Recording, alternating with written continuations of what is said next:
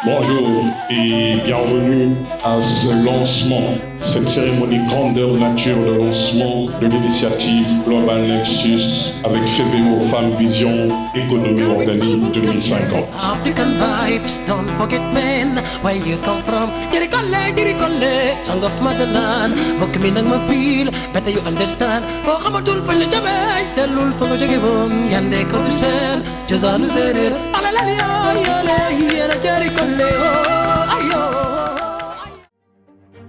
Mesdames et messieurs, distingués invités, ce matin, une nouvelle page s'ouvre. Au moment charnière qui donne le ton à une ambition nationale et peut-être même internationale, celle du programme FEVEO 2050. asalaamaaleykum wa rahmatulahi taala wa barakaatuhu. maa ngi am mbégte di leen nuyu yéen ñëpp kenn ku nekk ci turam. ma ñëw fii ci sama tur waaye ñëw représenté la xalifa général des mourides Cheikh Mouhamadoul Mountakha waaye mun ma ginnaaw foo dem man nga ma faa taxaw moo tax ma ñëw représenté ko fi tey ginnaaw bi ma nekkee benn membre ci FEVEO. ndax lu am solo ku nekk xam ne réew mënul suqaliku te bayuñu, réew mënul suqaliku te sàmmuñu, réew mënul suqaliku te commerce bi doxul, réew mënul suqaliku te transformation amul te FEVEO ci loolu lay dox.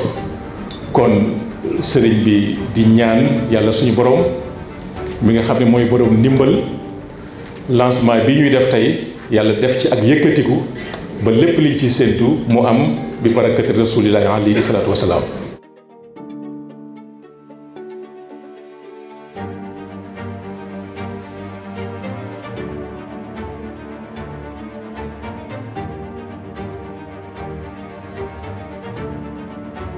La cui definizione dell'acronimo in lingua inglese vuol dire building, costruire, realizzare, sviluppare, creare, generare.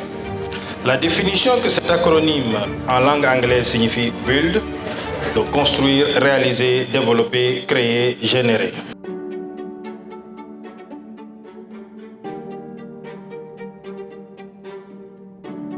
Permettetemi di aggiungere che, seguendo da tempo l'evoluzione di questa iniziativa e osservando la forza delle comunità coinvolte, nous sommes réunis ici pour marquer le début d'un engagement collectif, faire des femmes les véritables actrices de la refondation économique, sociale et territoriale de notre pays, le Sénégal. Aujourd'hui, nous ouvrons une nouvelle ère où la place de la femme n'est plus revendiquée, mais pleinement reconnue et institutionnalisée. L'initiative globale Nexus FEVEO s'aligne sur la vision 2050 portée par nos autorités, l'État du Sénégal, contrairement aux projets classiques destinés aux femmes qui reposent essentiellement sur le financement et le renforcement de capacités. Le projet FEVEO apporte une innovation majeure et cette dernière réside dans le fait que les femmes deviennent des investisseurs tout en bénéficiant du statut de salarié, ce qui leur assure une stabilité financière à long terme.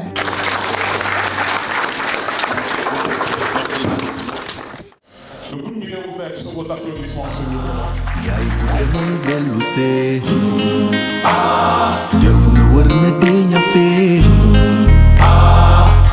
Ceeb njaboot dundee yaay ji le mag yaay ji tey ni mu baaxee sonn lool ci doom yaay ji le mag yaay ji tey ni mu góoree toog na uuf njaboot yaay yaa ngi ñàkk ay bakkan ci bi ñi juree jël sa dundu jox ko sa doom ngir ni mu muccee yaay yaa ngi ñàkk ay bakkan ci bi ñi juree jël sa dundu jox ko sa doom ngir ni mu muccee. nañ leen di sargal war leen di toppatoo te yërëm leen. yaayo booyoyo yaayo yaay mérité nga fépp respect say may di baawaan fi ñu toll ci xol du ay caaxaan loo ñu mës a wax ñu gis ko yaay suñu ndaanaan. African woman, my queen, my sun, shine like a light. I wish you paradise, you are my life. Show you much love. Jangai la ñu sangé jarama isutu bubuli padel bubu mamboy lu mu jëfo na ngay law ba ni jarama sall eliman ay se podor ni men ray xana fu ñu jëm dera ar jaxen jaxen lele alale ay lele alale my fire my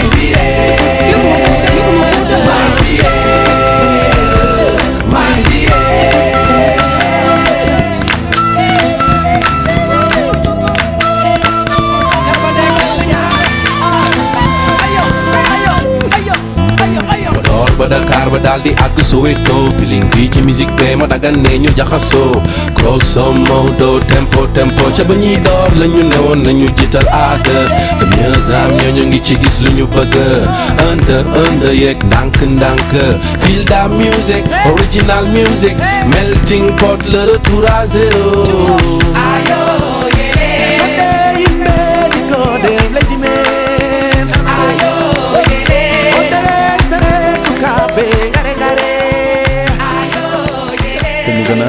waaye programme bi gën naa yaatu loolu su. Cosa vuol dire questo? Cioè, vi faccio la domanda, cosa significa questa cosa? Che nee na loolu lan lay tekki. Noi abbiamo lavorato insieme. Ñun dañoo liggéey ensemble. E questo non è più il progetto del gruppo Nexus, ma è il progetto insieme del Senegal e del gruppo Nexus.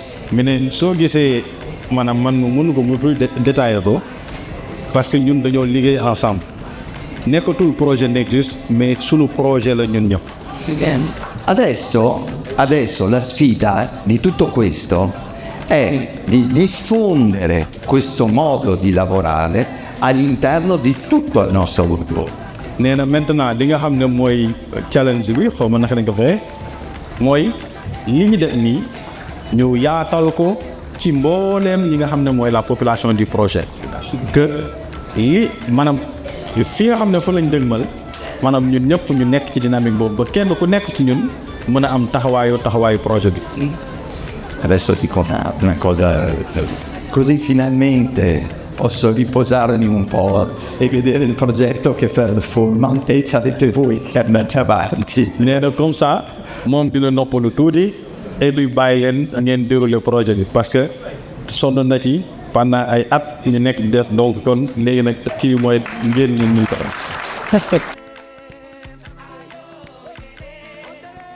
mu metti lool parce que ku nekk xam na li jigéen ñi di daj ci wàllum mbay ci wàllum transformation ci wàllu kees yi ñuy dajale suñu bopp di jéem suñu bopp di jéem mën lu banque mënul parce que amul benn banque boo xam ne ña fay leb bu weer bi dee wala bu crédit bi jeexee 100% dañuy remboursé mais jigéen ñi mën nañ loolu jigéen ñi jànguñu ñu ci bari mais li banque yi def ñu ngi koy def ñu ngi denc xaalis ñu ngi leble xaalis ñu ngi séddale xaalis parce que banque loolu lay def ñu nekk ñoo xam ne aussi ñëwuñu pour jàngal leen dara parce que dañoo fekk ngeen mën lépp loolu ngeen mën nag te mëneewu leen fépp parce que dafa am lu manqué muy moyen yu ngeen defee li ngeen mën moyen yi tax ngeen wone seen mënin moyen yi tax li ngeen sonn yépp ngeen mën a gis njëriñam loolu la FEVEO indi ak Nexus parce que ku nekk xam na ne ñi doon waxi sànq suñu partenaire yépp dégg ngeen ñuy wax lu am solo muy énergie suñu gouvernement bi problème bi ñu am bi gën a rëy Sénégal énergie la bu ñu ne énergie mooy wàllum courant bëri na dëkk yoo xam ne barki démb ñu ngi dem réunion ministère ñu ñuy wax am na 6500 et quelques villages ci Sénégal yoo xam ne amuñu courant te programme FEVEO bi monsieur Roberto Colantoni wax na ko léegi buñ ci lëkkaloo ak état village yooyu yëpp mën nañ leen defal courant ci loo xam ne dañ ciy ànd ak état du Sénégal te loolu yàlla ak FEVEO la yàlla ak yéen la ak gëm gi ngeen gëm FEVEO te nangu cee bokk yaakaar naa fii ñaari liggéey moo fi am dañ lay lebal nga liggéeyee nga am nga fay nga ñàkk nga fay nga sonn nga fay nga feebar nga fay nga wér nga fay nga dee nga fay boo fayul sa njaboot fay ñoom nag ñu ñëw gis ne yéen méritoowu leen loolu li ngeen méritoo mooy kuy ànd ak ñun ci ànd nawle ànd boo xam ne dañuy bokk li ñuy def mais duñu ñëw jox ñu jël ñu ay employé ñuy liggéey ñu duñu fay wala ñu jël seen xaalis lebal ñu ko ñu leen di fay ñu jël seen intérêt ñoom di ci def lu leen neex. dañ ne programme bi boo ci xasee bokk am nga ñett di nga ci mën a liggéey wala sa doom liggéey ci buñ liggéey am salaire. di nga mën at bu jot nga séddu bénéfice ni ko société yu mag yi di defee di sédd seeni actionnaire bénéfice te bénéfice boobu ñoom ñi nga xam ne lépp li ci programme bi liy koom liy xam-xam liy technologie ñoom ñoo koy def nangu nañ ñun Sénégal ñu ëppale leen ci yaakaar naa programme boobu mosu fi am kon nag moo tax ñu di leen jaajëfal ci nangu bi ngeen nangu ñu ànd ñu jëriñu parce que nag ku la ne kaa ñu ànd bay kaa ñu ànd yar kaa ñu ànd transformé ñu ànd jaay bu ñu paree ñu séddoo soo bayee ñu fay la soo transformé ñu fay la boo feebaree ñu faj la te li ciy génn ñun ñëpp ñoo koy bokk waaye lépp li ñuy liggéeyee man maa koy def loolu mooy programme séddoo kon maa ngi leen di dellu gërëm di leen ñaanal ñi def déplacement di leen masawu di leen ñaanal ñi fi ñëw ñëpp ñu delluwaat ci seen kër yi ci jàmm ak salaam ñu dajewaat ci lu dul yàgg dara tàmbale liggéey bi ni ma koy waxee tàmbale woon na waaye daf ñu koy tàmbale mu gën a wér suñu diggante ak yéen ba lépp luñ leen wax ngeen mun see teg bët incha allah rabi maa ngi leen di jaajëfal. bismillah. ñu tàccu Moustapha Cissé Lo. barki Serigne Touba. dama ne maa ngi leen di nuyu di leen sant di leen gërëm man ku ma xam-xam ni Cissé Lo doxul ci caaxaan. man dama ne ci mbay xam liy bay. man Sénégal maa fi njëkk a yar ay cuuj. ndeysaan bi may yar cuuj ngeen yaruñu cuuj. sama cuuj njëkk a seex Sénégal. maa fi njëkk a yor ginaar bu seex ñaari seex. loolu jàmbaar a koy def. di bay ku ma xam-xam Cissé Lo ci tool yi la nekk. kon su ma gisee ay partenaires yu ñëw jàppale suñu baykat yi jàppale suñu jigéen ñi financer leen indi ay moyens. ñëwul ne dama leen di financer ngeen dem benn ni ñëw leen ñu bokk liggéey. loolu yombul kaay ma indi li ma am ngeen indi li ngeen am ñu boole ko réussir loolu ku ko def amoo fayam. dama ni projet bi laay wax nan leer. barki Serigne Touba ku ne xam na ne maag Elvis Seloro. projet bi nan leer. projet bi ku ma dégg nga laal ko. wala nga wax ci dara. nga perte. barki Serigne Touba. La particularité d'être un pays hospitalier. Le mot teranga a tout son sens.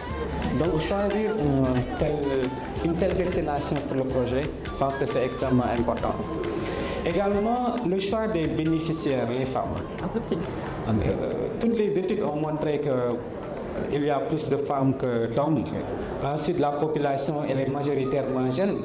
Donc, prendre l'angle d'analyse des femmes, c'est vraiment toucher en définitive toute la population. Quelqu'un l'a dit, les femmes, c'est des femmes, les épouses, c'est des mères, c'est des sœurs, elles sont tout, elles sont la famille. Donc, choisir d'intervenir auprès des femmes, c'est intervenir auprès de la famille toute entière. De ce point de vue, la perspective a été intéressante. Mais la perspective aussi par rapport à cette initiative a été intéressante, non seulement d'un point de vue horizontal, mais également d'un point de vue vertical. D'un point de vue horizontal, plusieurs ministères sectoriels sont impliqués. Une dizaine de ministères dans les interventions sont impliqués dans la mise en œuvre de ce projet. Pour dire que c'est un projet vraiment qui a ratissé large d'un point de vue sectoriel. Pratiquement tous les champs du développement, de l'agriculture à l'élevage, en passant par l'électricité, l'énergie de manière générale, les mines. Bref, je pense que tous les pans du développement sont pris en charge.